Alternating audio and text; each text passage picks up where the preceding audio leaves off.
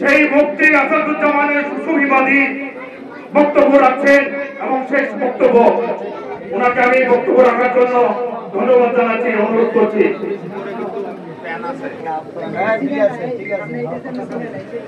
বুখারী এবং মুসলিম মুত্তাফাকুন আলাইহি দুটো কিতাবের ভিতরে হাদিসটা রয়েছে রাসূল আরবি রাহমাতুল লিল আলামিন ইরশাদ করেন ইয়াতি আলা নাসি জামান يكفي على الناس الزمان يجتمعون في المساجد ليس فيهم مؤمن এমন একটা জামানা আসবে মসজিদ ভরা মানুষ থাকবে ليس فيهم مؤمن সিনার ভিতরে ঈমান থাকবে না কি থাকবে না ঈমান থাকবে না রাসূল আরবি রাহমাতুল্লাহ আলামিন আরেকটা বলেন ও আমার এমন একটা সময় আসবে তোমাদের হাতের মধ্যে আগুন রাখতে যেরকম কষ্ট হবে তার থেকে বেশি কষ্ট হবে তোমাদের সিনার ভিতরে ঈমানটাকে টিকিয়ে রাখা।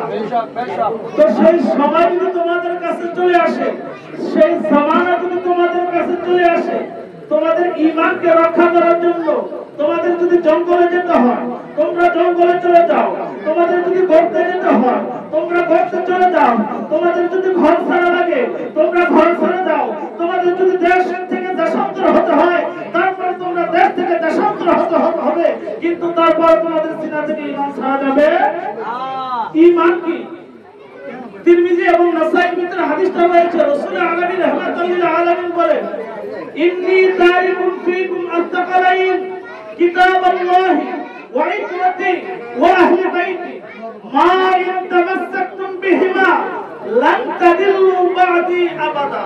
ও আমার উম্মাহ, আমি রাসূল আরবি আরাফার ময়দানে খুতবার মধ্যে তোমাদেরকে জানিয়ে দিলাম তোমাদের কাছে আমি রাসূল আরবি দুইটা জিনিস রেখে যাচ্ছি, এই দুইটা জিনিস তোমরা যদি শক্ত করে ধরতে পারো, মজবুত করে ধরতে পারো, লান তাদিল্লু, কখনো পথভ্রষ্ট হবে না, কখনো গোমরাহ হবে না, কখনো বেঈমান হবে না। সেই দুইটা জিনিস কি?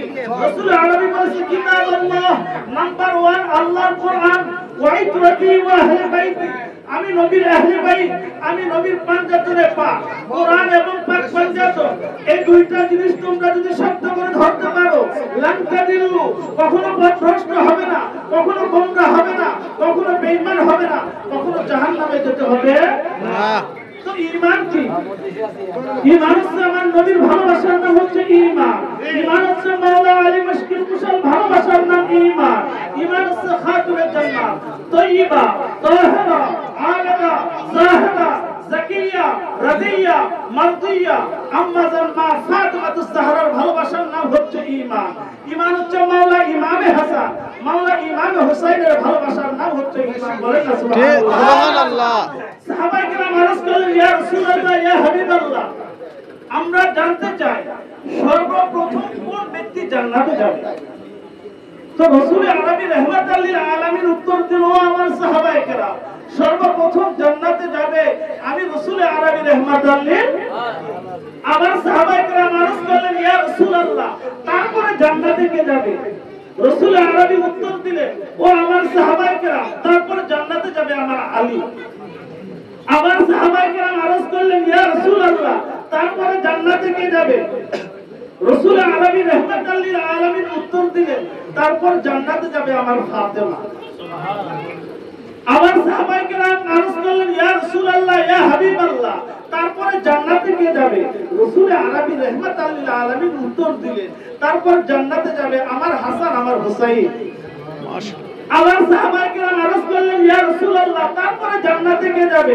রাসূল আরবি রাহমাতুল লিল আলামিন উত্তর দিলেন, তারপর জান্নাতে যাবে ফামুহিব্বুনা, যারা আমি নবীকে ভালোবেসেছে, যারা আমার আলীকে ভালোবেসেছে, যারা আমার ফাতেমাকে ভালোবেসেছে, যারা আমার হাসানকে ভালোবেসেছে, যারা আমার হুসাইনকে ভালোবেসেছে, ফামুহিব্বুনা মিন ওয়ারাইকুম, তারা আমাদের পিছে পিছে, তারা আমাদের পিছে পিছে আমাদের সাথে জান্নাতে যাবে, তারা আমাদের সাথে জান্নাতে থাকবে। বলেন না সুবহানাল্লাহ। রাসূল আরবি বলেছে আলা ওয়া মাতা আলা হুব্বি আলে মুহাম্মদ মাতা শাহীদা, যে ব্যক্তি সিনার ভিতরে আহলে বাইতের ভালোবাসা, পাঞ্জাতনে পাকের ভালোবাসা তার সিনার ভিতরে থাকবে, মাতা শাহীদা, সে শহীদ অবস্থায় মারা যাবে।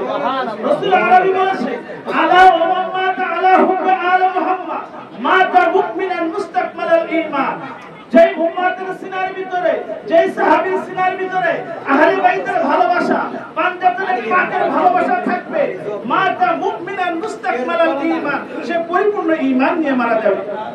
বেঈমান হয়ে মরতে হবে না। রাসূল আরবি বলেছে, আলা ওয়া মাতা আলা হুব্বি আলি মুহাম্মদ মাতা তাইবা, যে ব্যক্তির সিনার ভিতরে আমি নবীর ভালোবাসা থাকবে, আমার ফাতেমার ভালোবাসা থাকবে, আমার হাসান আমার হুসাইনের ভালোবাসা থাকবে, মাতা তাইবা, সে যখন মারা যাবে তওবা অবস্থায় মারা যাবে। আমরা তওবার জন্য মুন্সি মৌলবি ডাকি না? তো রাসূল আরবি বলেছে মুন্সি মৌলবি লাগবে না, তোমার সিনার ভিতরে যদি পাঞ্জাতলে পাকের ভালোবাসা থাকে, তুমি যখন মারা যাবে মাতা তাইবা, তওবা অবস্থায় মারা যাবে। রাসূল আরবি বলেছে, আলা ওয়া মান মাতা আলা হুব্বি আলি মুহাম্মদ জাআলাল্লাহু কবরাহু মাজারা, যে ব্যক্তি আহলে বাইতের ভালোবাসা নিয়ে মারা যাবে তার কবরটাকে আল্লাহ মাজার বানায় দিবে। কি বানায় দিবে? মাজার বানায় দিবে। যদি আমাদের সিনার ভিতরে আহলে বাইতের ভালোবাসা থাকে আর ভালোবাসা নিয়ে যদি মরতে পারে, আমাদের কবরটাকে মাজার বানাবে কে? রাসূল আরবি বলেছে, আলা ওয়া মান মাতা আলা বুগজি আলি মুহাম্মদ, আলা ওয়া মান মাতা আলা বুগজি আলি মুহাম্মদ, আলা ওয়া মান মাতা আলা বুগজি আলি মুহাম্মদ, আলা ওয়া মান মাতা আলা বুগজি আলি মুহাম্মদ মাতা কাফিরা, মাতা কাফিরা, মাতা কাফিরা। সাবধান, খবরদার, আমার কোন উম্মত যদি আমার আহলে বাইতের সাথে বিদ্বেষ রেখে, আমার আহলে বাইতের সাথে দুশমনি নিয়ে কোন উম্মত যদি মারা যায়, মাতা কাফিরা, মাতা কাফিরা, সে কাফের অবস্থায় মারা যাবে। কি অবস্থায় মারা যাবে? তো আপনারা কি কাফের হয়ে মরতে চান না ঈমান নিয়ে মরতে চান? ঈমান। কারা কারা ঈমান নিয়ে মরতে চান? হাত উঠিয়ে দেখা।